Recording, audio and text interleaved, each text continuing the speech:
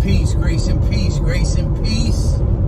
Hold the line, baby. Brother Keith, back with another video. I had to do a video on this right here. Woke up this morning on Facebook, checking my posts. I'm checking my news feed, and everybody just giving Kenneth Copeland all kinds of love and all kinds of admiration, like this man isn't a false teacher, not seeing things for what they are. Because I truly feel that people that follow Kenneth Copeland or any of the other false word of faith preachers that have been, all of them have been exposed pretty much. They can't hide anymore because of social media and YouTube and Google and everything else. I really feel like it's judgment. It's judgment on people. I used to look at people that would pack in Joel Osteen's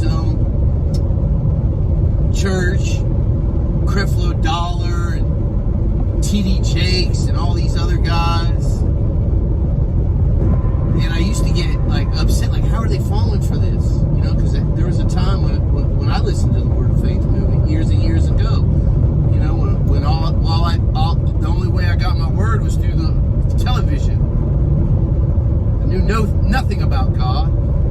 Never would crack my Bible open. If somebody said that they were a man of God and got up behind a pulpit, I would take everything that they said and say, hey, that must be from God. Zero discernment. And that shows you the unregenerate heart doesn't want the truth of God. The unregenerate heart doesn't want Bible truth. It wants what the heart wants. Oh, that's good stuff right there. But I guess Kenneth Copeland, he's got a jet.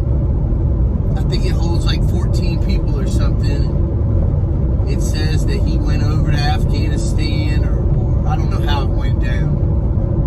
And he's saving lives. And there's people on there. Praise God for Kenneth Copeland, a real man of God that answers the call. Don't y'all see what this man is doing? These people are all about image. These people are all charlatans. They're charlatans. They're deceivers. Now, when the prophet Jeremiah was preaching, Ezekiel, these guys, nobody wanted to hear them preach.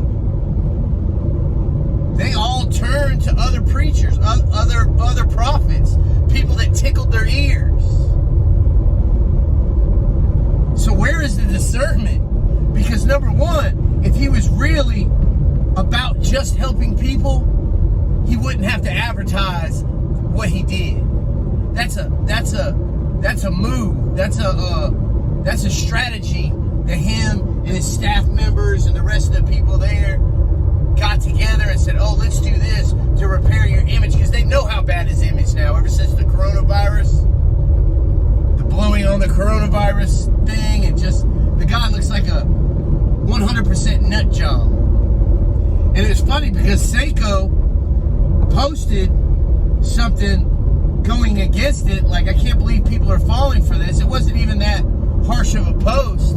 I shared it, and my account got flagged.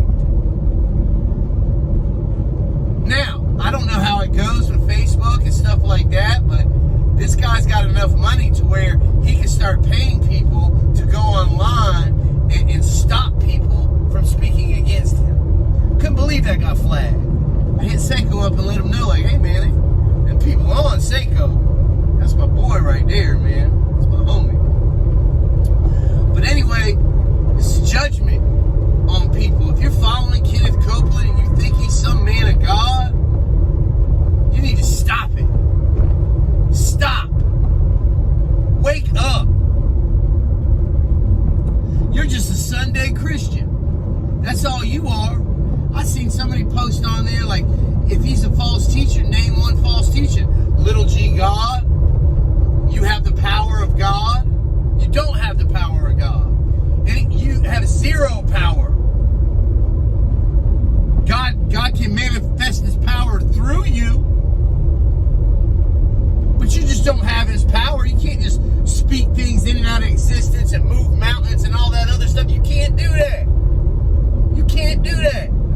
You can't own the gift of healing. You can't walk out like he does, bringing people that are crippled, that are really hurt and really need healing, and bringing these people in and telling them that you're a healer. You can't own the gift of healing. Now, I am a cessationist. I believe a lot of the gifts have ceased, but that doesn't mean God can't do them. God can't heal.